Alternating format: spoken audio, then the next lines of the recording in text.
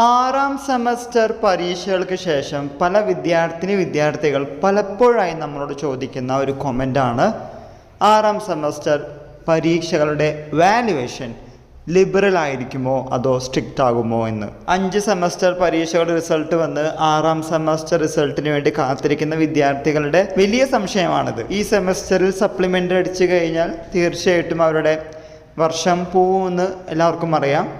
അതുകൊണ്ട് തന്നെയായിരിക്കും പലരും പല തവണ നമുക്ക് കമൻറ്റ് ബോക്സിൽ ചോദിച്ചിരിക്കുന്നത് സ്ട്രിക്റ്റ് ആണോ എന്ന്. സാധാരണഗതിയിൽ ആറാം സെമസ്റ്റർ പരീക്ഷകളുടെ വാല്യുവേഷൻ ലിബറൽ ആയിരിക്കും. ഇതിന് കാരണം എന്തെന്ന് ചോദിക്കുകയാണെങ്കിൽ ഇവരുടെ ലാസ്റ്റ് സെമസ്റ്ററാണ്.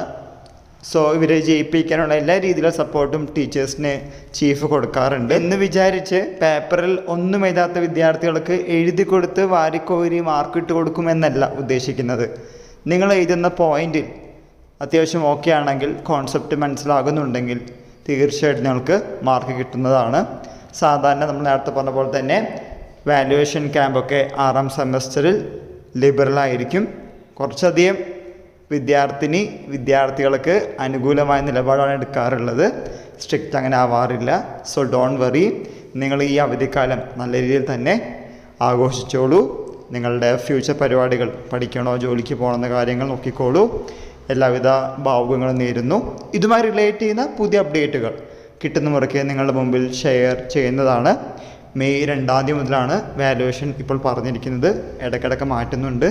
അതുകൊണ്ട് നമുക്ക് കറക്റ്റായിട്ട് ഇപ്പോഴും പറയാൻ പറ്റുന്നില്ല. എനിവേ, അറിയുന്ന മുറയ്ക്ക് നിങ്ങളുടെ മുമ്പിൽ തീർച്ചയായിട്ടും നമ്മൾ ഷെയർ ചെയ്യാം.